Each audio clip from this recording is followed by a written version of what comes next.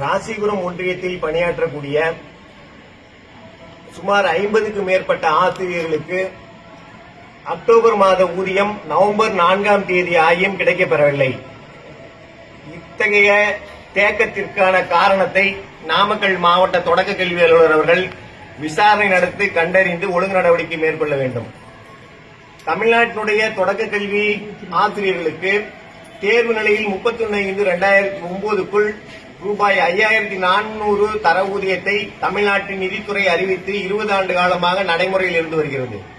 இந்த நடைமுறையை எந்த அரசாணைகளும் செயல்முறைகளும் இல்லாமல் நீதிமன்றத்தில் வழக்கு நிலுவையில் இருக்கின்ற நிலையில் ராசிபுரம் வட்டார கல்வி அலுவலர் திரு பிரபுகுமார் குறைத்து உத்தரவிட்டிருப்பதை தமிழ்நாடு தொடக்கப்பள்ளி ஆசிரியர் மன்றம் வன்மையாக கண்டிக்கிறது.